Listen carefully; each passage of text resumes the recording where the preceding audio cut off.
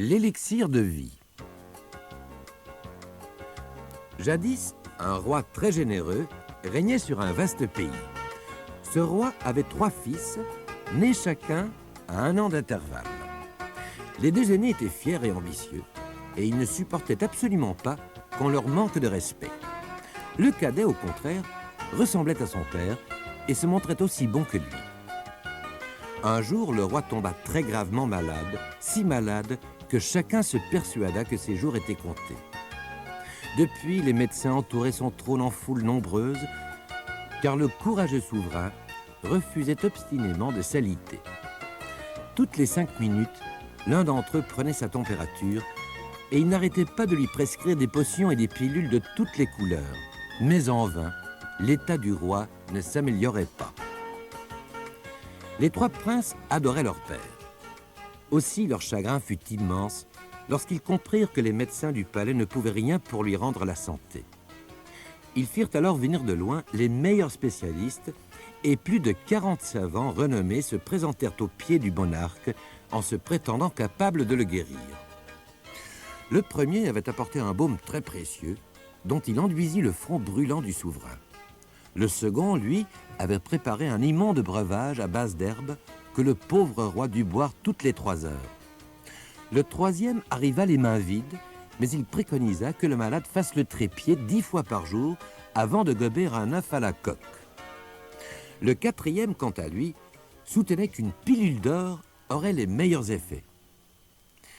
En fait, tous les moyens possibles furent imaginés, mais aucun ne guérit l'infortuné souverain. Les 3 frères commençaient à désespérer. « Que pouvons-nous encore faire ?» gémit l'aîné. Les 2 cadets, incapables de lui répondre, se turent tristement. Les yeux emplis d'un chagrin infini, ils gardaient la tête abaissée. « Que se passe-t-il ici? Pourquoi ces mines sombres ?» ouirent-ils soudain. Se retournant, les jeunes princes découvrirent dans l'encadrement de la porte un très vieil homme. « Oh, monsieur, c'est épouvantable !» s'écria le cadet. « Notre père le roi est gravement malade et personne ne peut y remédier. Si nous ne trouvons pas très rapidement une solution, il mourra.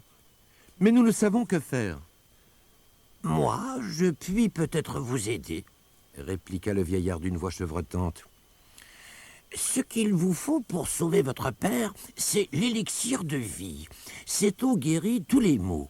Il suffirait que Sa Majesté en boive pour retrouver la santé.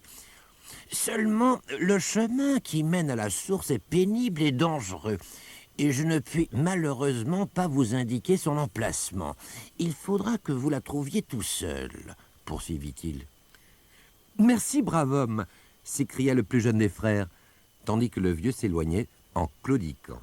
« Dangereux ou pas, moi j'y vais, et je trouverai cette source », décida alors l'aîné des princes en se précipitant chez le roi. « Père, lui dit-il, il existe un moyen de vous guérir. Donnez-moi la permission de partir et je vous sauverai. » Mais en disant cela, il pensait « Si je parviens à le guérir, il m'en sera tellement reconnaissant qu'il me cédera son trône. » Après plusieurs jours de route, le prince rencontra soudain un nain installé sur un gros rocher. « Salut !» lança le nain gaiement. « Où cours-tu donc ainsi ?»« Stupide nabot !» grommela le prince. « Cela ne te regarde pas. »« Quel prétentieux ce garçon !» pensa le nain vexé. « Je m'en vais lui jouer un tour. Cela lui apprendra la politesse. » Et il ajouta tout haut. « Prends bien garde, arrogant. Tu te repentiras de ta grossièreté. » Le prince, toutefois, ne l'écoutait plus. Sans même accorder au nain la moindre attention, il s'engagea dans les montagnes. Mais plus l'altitude augmentait, plus le sentier rétrécissait. À un moment donné, son cheval se trouva coincé. Le prince était prisonnier. Au palais, cependant, les 2 frères cadets attendaient impatiemment le retour de leur aîné. Ne le voyant pas revenir, le second prince se rendit chez le roi pour lui demander la permission d'aller à son tour chercher l'élixir de vie. Mais tout comme l'aîné, il se disait Si mon frère ne revient pas et que je trouve ce fameux remède, le trône sera à moi. » En dépit de son inquiétude quant à l'absence de l'aîné, le roi autorisa son second fils à partir. Le jeune prince sauta sur son cheval et s'éloigna au galop. Comme son frère, il choisit la direction des montagnes. Après plusieurs jours, il rencontra le nain, toujours installé sur son bloc de pierre. « Salut !» lança le nain. « Où vas-tu comme cela ?»« Occupe-toi de tes affaires, demi-portion !» s'écria le prince, sans même prendre la peine de s'arrêter. « Encore un prétentieux !» conclut le nain à part lui. Et tout haut, il poursuivit sur un ton menaçant. « Attends un peu, il va t'en coûter autant qu'à ton frère !» Mais le prince, dédaigneux, n'écouta point cet avertissement, et tout comme son aîné, il se retrouva peu après bloqué au cœur des montagnes. Le cadet résolut alors de partir à son tour. Son père essaya d'abord de le retenir, mais lorsque le prince lui eut promis de se montrer particulièrement prudent, il finit par céder. Le jeune frère décida de suivre le même chemin que ses aînés, mais pour ne point se faire remarquer, il choisit plutôt d'aller à pied. « Salut !» lança le nain, un peu réticent lorsqu'il le vit arriver. « Pourquoi donc te dépêches-tu ainsi ?»« Salut, petit bonhomme !» répondit le cadet d'un ton joyeux. « Je cherche l'élixir de vie. Ne sais-tu pas où je pourrais le trouver ?»« Toi, au moins, tu es aimable !» lui répondit le nain, tout surpris. « Tu mérites que je t'aide. Quand tu auras traversé les montagnes, tu verras un château enchanté. Tu y trouveras la source de l'élixir de vie. Mais pour y entrer, tu devras frapper 3 fois au portail avant de prononcer la formule magique que je t'indiquerai. Quand cette porte s'ouvrira, reprit ensuite le nain, tu te trouveras face à 2 redoutables lions. Et si tu ne leur jettes pas immédiatement un petit pain magique dans la gueule, ils te dévoreront. Une fois qu'ils seront apaisés, tu auras exactement 30 minutes pour découvrir la source. Mais celle-ci n'est visible qu'une seule fois par jour, entre 11h30 et 12h. Tu devras donc t'arranger pour te trouver devant le château à 11h30 précise et pour en sortir à midi juste. Faute de quoi, tu y resteras définitivement enfermé. Le nabot tendit alors au prince 2 petits pains enchantés et lui révéla le mot magique. « Mille merci, petit homme !» s'écria le cadet avant de s'enfuir. Sans s'arrêter un seul instant, il courut à travers les bois et les prés, à travers les monts et les vallées. Toujours, un nouveau paysage se formait devant lui. Mais sans perdre courage, il continua comme si sa propre vie en dépendait. Enfin, il vit se profiler à l'horizon les hautes tourelles d'un grand et merveilleux château. Plein d'émoi et de respect, il ralentit sa course et s'avança, le cœur battant. Lorsqu'il ne fut plus qu'à quelques pas des imposantes murailles, il s'aperçut que la grande horloge de la tour marquait déjà presque 11h30. Il frappa alors 3 fois au portail et d'une voix ferme prononça le mot magique. Lentement, l'énorme ventail s'ouvrit en grinçant. 2 énormes lions se précipitèrent aussitôt sur le jeune prince en rugissant. Mais dès qu'ils eurent avalé les petits pains, ils devinrent aussi doux que des agneaux et allèrent calmement se coucher dans un coin du parc.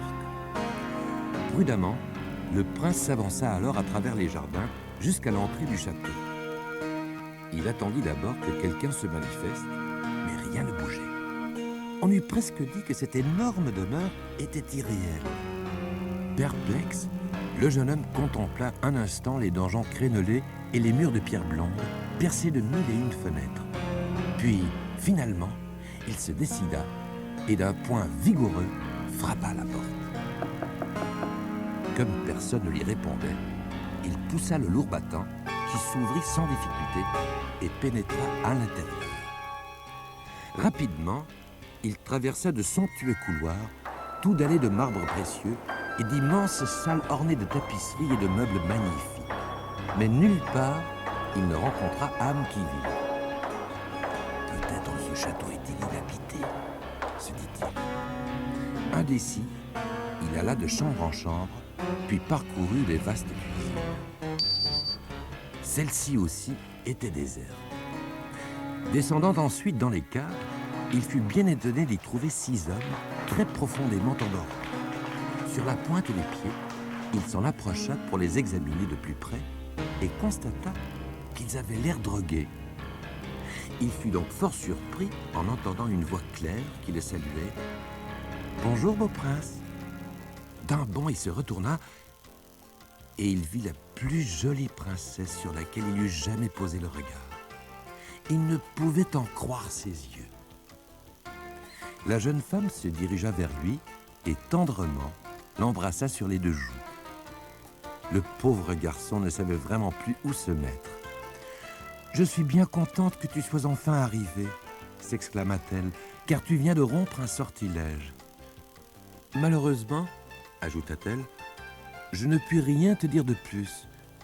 Reviens me voir dans 1 an, jour pour jour, et à présent, dépêche-toi. » La princesse indiqua alors au prince ébloui l'endroit où il pourrait trouver la source miraculeuse, et le jeune homme, de son côté, lui promit de revenir au château 365 jours plus tard, très exactement. « Attends !» s'écria encore la jeune fille comme il s'apprêtait à partir. « Donne-moi ton épée. Je vais te l'échanger contre une autre qui te portera bonheur. Voici. Et maintenant, va !» Le prince, sans poser de questions, se précipita en courant vers la sortie où il se retourna encore une fois. La princesse, gentiment, lui fit un dernier signe de la main. Ensuite, le jeune homme remonta l'escalier et il reprit en sens inverse les interminables corridors. Épuisé, il n'y voyait plus d'issue quand finalement, il aperçut une grande porte. Or, la princesse lui avait bien expliqué que la source de vie se trouvait derrière une porte semblable. Mais à l'instant même où il découvrait la fameuse eau de jouvence, l'horloge de la tour commença d'égrener les 12 coups de midi. En vitesse, le prince remplit une petite pinte du précieux élixir avant de se précipiter vers la sortie. Juste comme sonnait le 12e coup fatidique, la porte se referma derrière lui en claquant sinistrement. Le garçon était fou de joie. Il allait pouvoir guérir son père.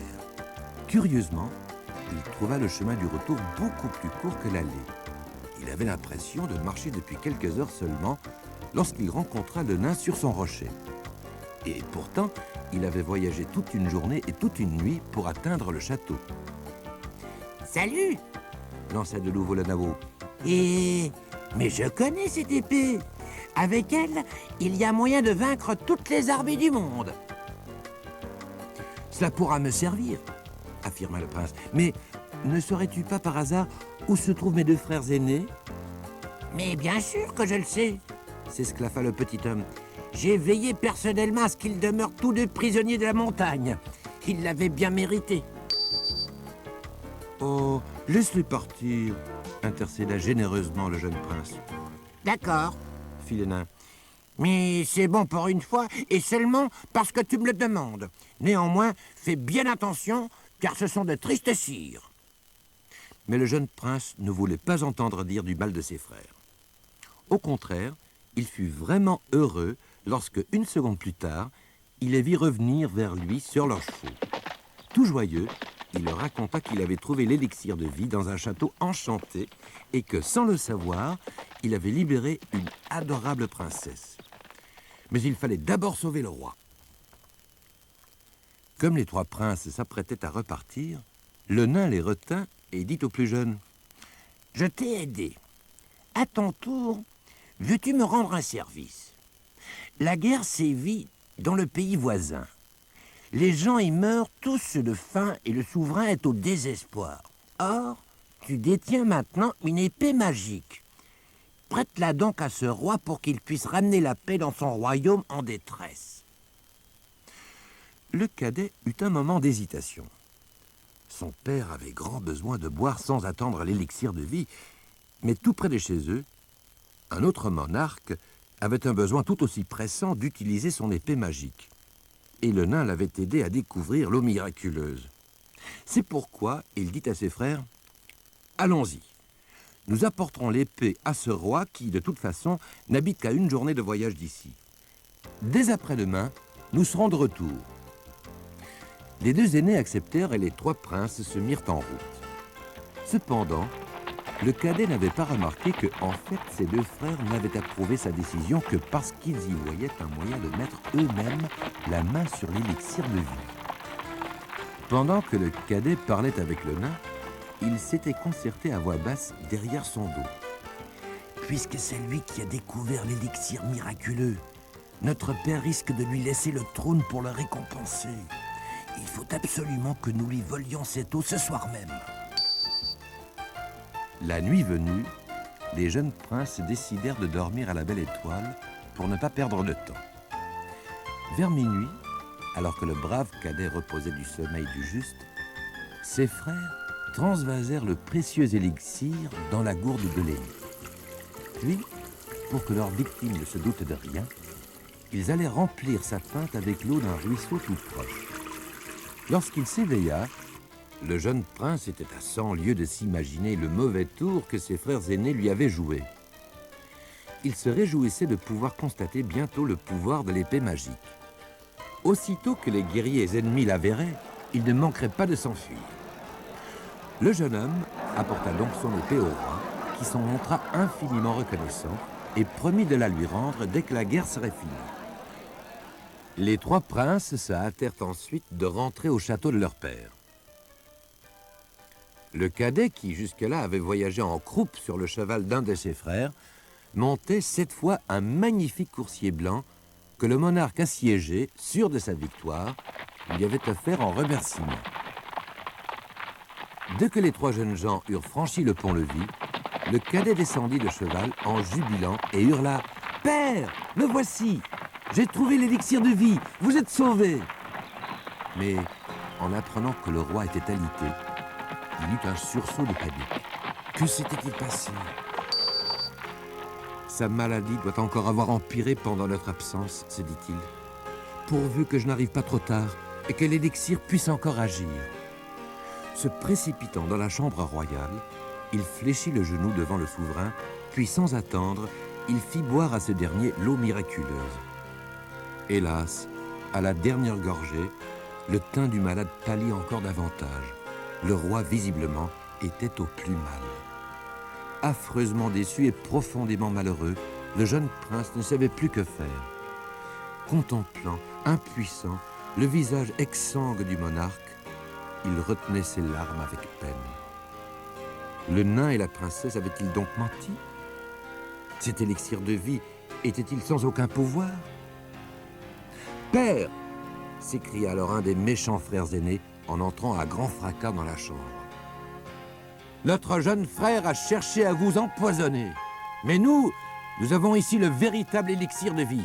Buvez-en vite. Vous verrez, vous en ressentirez immédiatement les effets bénéfiques. » Et en effet, à peine le roi eut-il porté la gourde à ses lèvres qu'un peu de rouge revint à ses pauvres joues blêmes. Après quelques gorgées, il se sentit même tout à fait bien. « Ha ha !» expliqua l'aîné à son jeune frère ce soir-là. « Pendant que tu dormais, nous avons volé ton élixir de vie. Et si tu oses aller raconter cela à notre père, nous n'hésiterons pas à te supprimer. Quant à ta jolie princesse, tu peux également l'oublier. Ce sera l'un de nous deux qui ira la trouver dans 1 an. » D'abord, le roi ne voulut pas croire que son cadet avait essayé de l'empoisonner. Mais comme les deux aînés persistaient à affirmer que le jeune homme avait agi dans le seul désir d'obtenir le trône, il finit par convoquer ses conseillers. Au terme d'une longue et très pénible délibération, il fut finalement décidé que le jeune prince serait exécuté discrètement. Et un matin, comme le cadet partait à la chasse, le roi donna l'ordre à l'un de ses fidèles serviteurs de faire en sorte que le félon disparaisse à jamais. Les deux chasseurs se mirent en route, mais l'infortuné domestique, épouvanté de l'affreuse mission que son maître lui avait confiée, marchait la tête basse. « Dis-moi, » demanda soudain le jeune homme au serviteur, « pourquoi fais-tu cette mine-là » L'homme effaré sursauta, puis, Il rougit et avoua tout. « Prince, je vais être honnête avec vous, car vous vous êtes toujours montré bon et généreux.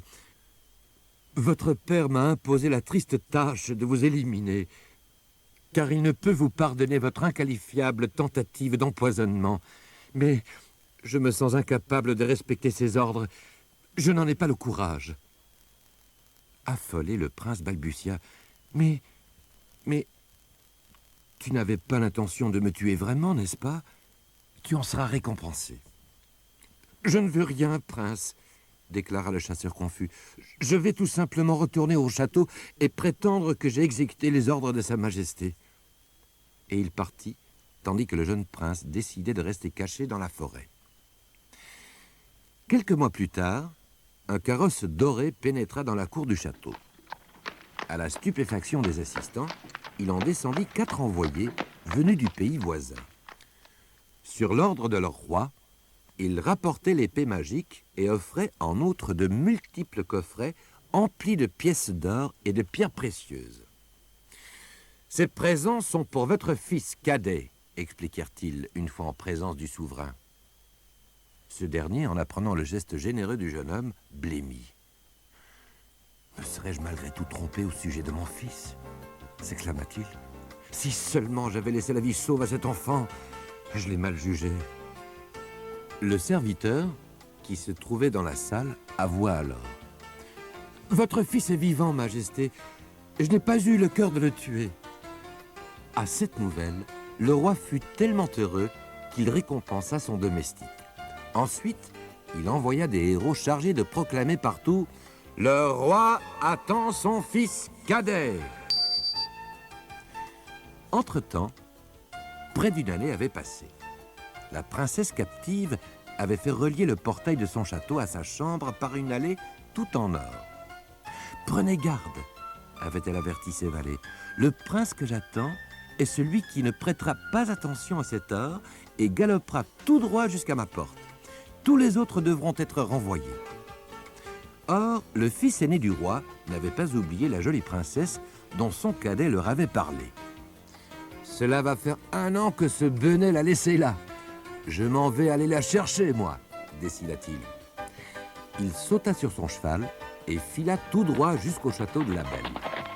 Mais quand il vit l'allée d'or, il s'est dit « La princesse n'appréciera sûrement pas que mon cheval piétine ce trésor, et je préfère gagner tout de suite ses bonnes grâces. » Il avança donc très prudemment, en évitant de marcher sur le brillant carrelage doré. Par conséquent, il fut immédiatement chassé par les gardes du château, qui lui annoncèrent « Vous n'êtes pas celui que la princesse attend !» Et il ne lui resta plus qu'à rebrousser chemin et à rentrer chez lui. Le voyant ainsi revenir bredouille, le second prince résolut de tenter sa chance. Mais, arrivé devant l'allée d'or, il hésita. Allait-il galoper sur ce somptueux dallage? Il craignait de faire mauvaise impression sur sa propriétaire. C'est pourquoi il descendit de son cheval et marcha délicatement sur le précieux pavement. Mais il n'avait pas fait 20 pas qu'il fut renvoyé par les gardes de la princesse. Le fils cadet du roi, qui ne savait pas encore que son père lui avait pardonné, quitta sa cachette dans les bois après 1 an exactement, et sans hésiter, il fonça jusqu'au château de sa belle amie. « Elle seule pourra me faire oublier ma peine, » songeait-il. Lorsqu'il arriva devant le portail, plongé dans ses amoureuses pensées, il ne remarqua même pas l'allée d'or et galopa jusqu'à l'entrée, tandis que la princesse quittait la fenêtre d'où elle guettait anxieusement l'arrivée de son bien-aimé. Fous d'amour après une si longue attente, les 2 jeunes gens se précipitèrent l'un vers l'autre. Alors, blottie contre son beau prince, la jeune fille raconta qu'une méchante sorcière avait, jadis, jeté un sort au château. « Il y a plus de 4 ans que je suis prisonnière de ces lieux, » expliqua-t-elle. « Et je savais que je ne serais délivrée que par un prince généreux et courageux qui parviendrait à trouver l'élixir de vie. »« Mais pourquoi m'as-tu fait attendre 1 année entière ?» s'étonna le prince. « Parce que, avoua la princesse, le sortilège ne devait être réellement rompu que si ce même prince avait la patience de m'aimer 365 longs jours et 365 longues nuits avant de venir enfin me chercher.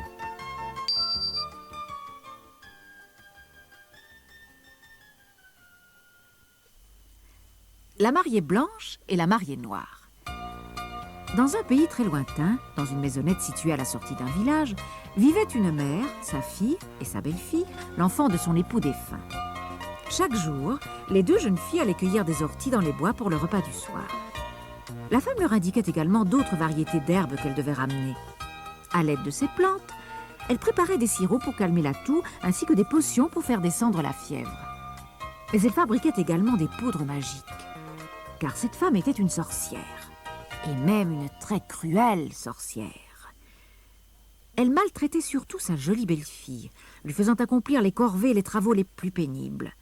La vraie fille de la sorcière, qui était méchante comme une teigne et laide à faire peur, n'éprouvait aucune honte de laisser à sa demi-sœur les tâches les plus difficiles ou les plus fatigantes. Après un certain temps, la sorcière devint si vieille et si courbature qu'elle fut incapable de se déplacer sans l'appui d'un bâton noueux. Elle cessa alors tout à fait de travailler, se contentant de donner des ordres aux deux filles. Et elle accompagnait ceux-ci d'un torrent d'injures si ses esclaves n'obtempéraient pas assez vite. Mais sa belle-fille restait évidemment sa victime préférée.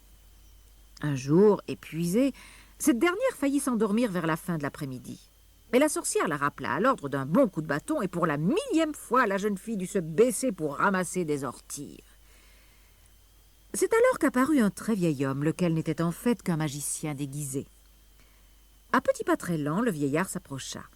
Lorsqu'il fut enfin arrivé à hauteur des trois femmes, il demanda « Pardon, mesdames, pourriez-vous m'indiquer la direction du village ?»« Cherchez-la vous-même, grogna la sorcière. » Et sa mauvaise fille ajouta « Que crois-tu donc, vieux fou? Nous prendrais-tu pour des boussoles ?» Mais la gentille sœur s'empressa en souriant. « Venez, monsieur, je vois que vous marchez bien difficilement. Donnez-moi le bras, je vous conduirai jusqu'à votre route. » Une fois arrivé sur le bon chemin, le vieil homme se retourna vers la sorcière et sa fille et de loin leur lança « Vous vous êtes montrés tellement désagréables que vous avez mérité ma malédiction. Bientôt, je vous le prédis, vous deviendrez aussi noir que la nuit et aussi laide que le péché. » Puis, se tournant vers la jeune fille qui l'avait aimablement aidée, il lui dit « Quant à toi, n'aie crainte, ma belle enfant. Tu t'es montrée serviable. Pour t'en remercier, je t'offre la possibilité de faire 3 vœux. Mais réfléchis bien, car je ne pourrai en exaucer davantage. » La jeune fille, ravie, n'eut point de peine à formuler son premier souhait. « J'aimerais être comme le soleil, si chaud, si beau et si clair. » Au moment même, ses pauvres yeux fatigués prirent une expression radieuse. Ses joues pâles rougirent joliment et ses cheveux blonds jetèrent des reflets d'or tandis que ses lèvres brillaient. Puis, très sagement, elle réfléchit un instant avant d'émettre le second de ses 3 souhaits. « Je voudrais une bourse qui ne se vide jamais, » demanda-t-elle enfin. À peine avait-elle prononcé ces mots qu'une belle bourse de cuir toute garnie de pièces d'or surgit miraculeusement dans sa main. La jeune fille la contempla gaiement. Désormais, elle pourrait manger tous les jours à sa faim. Et elle ne s'userait plus la santé à cueillir des orties du matin au soir pour cette tourmenteuse. Mais elle fut interrompue dans ses agréables pensées par le vieil homme qui lui rappelait « Il te reste encore un vœu. Réfléchis bien avant de te décider. » Mais sans hésiter, la sage jeune fille déclara « Après ma mort, j'aimerais monter au ciel et y être toujours heureuse. » Le vieillard aussitôt lui promit que ce désir-là aussi serait exaucé. Puis il repartit lentement en direction du village. Quand la jeune fille rentra chez elle, sa belle-mère et sa demi-sœur étaient déjà là. Et elles étaient folles furieuses. En effet, la malédiction du vieil homme avait déjà commencé de produire ses effets. Elle devenait affreuse et noire comme de l'encre, et horrifiée, gratifiait la responsable de leur triste sort de toutes les injures possibles et imaginables. Et leur colère fut encore plus grande quand elles s'aperçurent que la jeune fille, au contraire, était plus belle que jamais. À partir de ce jour, les 2 mégères maltraitèrent la malheureuse avec une méchanceté accrue. Celle-ci décida, en fin de compte, de mettre au courant son frère Roger, qui était cocher chez leur roi. Lorsqu'elle arriva au palais, elle lui fit le récit de ce qui lui était arrivé. Tout en écoutant cette incroyable histoire, Roger contemplait sa gracieuse petite sœur avec émerveillement. Comme elle était devenue belle! Quand la jeune fille eut terminé, son frère lui proposa « Reste avec moi quelques jours. Je voudrais faire ton portrait. Ainsi, quand tu seras parti, j'aurai l'impression de te garder près de moi. » Roger, en effet, peignait durant ses moments de loisir, et il n'eût pu rêver un modèle plus séduisant. Sa sœur accepta avec plaisir de poser pour lui, mais à une seule condition. « Mon portrait sera à toi, et tu ne montreras à personne d'autre que moi, » exigea-t-elle. Roger, séduit par son modèle, se mit immédiatement à l'œuvre, et finalement, l'image de sa sœur fut si réussie qu'on eût dit que celle-ci allait sortir du cadre et se mettre à parler. Puis la jeune fille retourna tristement dans la lugubre maison de sa belle-mère. Resté seul, Roger suspendit la jolie toile au mur de sa chambre, et chaque soir, avant de s'endormir, il la contemplait quelques instants. Un jour, la reine mourut. Le roi se montra inconsolable. Désemparé, il errait tristement d'une salle à l'autre du palais. Et c'est ainsi qu'un jour, il passa par la chambre de son cocher. Comme chaque jour, Roger y contemplait le portrait de sa ravissante petite sœur. Le souverain, en s'approchant, fut aussitôt frappé par la ressemblance existant entre la jeune fille et sa chère épouse défunte. Bouleversé, il ordonna à son cocher de venir dès le lendemain le trouver dans son cabinet particulier. Quand Roger se présenta chez le roi, ce dernier lui remit une magnifique robe, toute brodée de fil d'or, ainsi qu'une petite couronne et un joli voile. « Attelle un carrosse et va me chercher ta sœur, lui ordonna ensuite le roi. Je veux la voir chaque jour près de moi, et même si elle est aussi belle que sur son portrait, je l'épouserai. » Roger, stupéfait, exécuta les ordres du roi en pensant au bonheur de sa sœur. De fait, la jeune fille fut folle de joie lorsque son frère lui annonça l'incroyable nouvelle. En revanche, la colère des deux mégères fut terrible. Une fois que Roger et sa sœur eurent quitté la pièce, la mauvaise fille cria à sa mère « Mais fais donc quelque chose! Ton placard est bourré de potions magiques. Il doit bien y en avoir une qui me mette à la place de cette petite peste. »« Calme-toi, lui dit sa mère. Je vais vite arranger cela. » Tandis que Roger s'occupait de panser les chevaux et que sa sœur se changeait à l'étage, la sorcière se rendit invisible. Sans que le jeune homme ne s'en rende compte, elle lança dans chacun de ses yeux quelques gouttes d'un liquide maléfique qui l'aveuglèrent à demi. Puis, se glissant dans la chambrette de sa belle-fille, elle fit couler à l'intérieur de ses deux oreilles quelques gouttes d'un autre poison qui l'empêchèrent de bien entendre. Quelques instants plus tard, tous quatre partirent pour le palais du roi.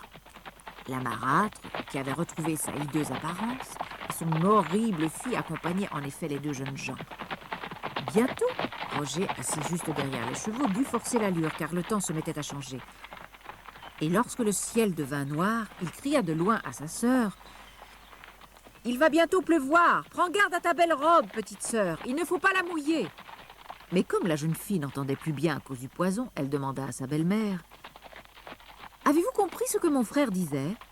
Et la sorcière répondit « Il te conseille d'enlever ta robe pour ne pas la mouiller, car il va pleuvoir. Donne-la à ta sœur, elle s'en occupera. » La jeune fille ôta donc sa robe, tandis que sa belle-mère lui tendait en échange une vieille couverture grise. Un peu plus tard, Roger répéta « Attention, petite sœur, il va tomber des hallebardes !» Et de nouveau, la jeune fille, perplexe, demanda à sa belle-mère de lui répéter ces paroles. « Il te conseille d'ôter aussi ta couronne et ton voile afin de ne pas les abîmer, » lui dit la sorcière. La jeune fille confia donc son voile et sa couronne à sa demi-sœur.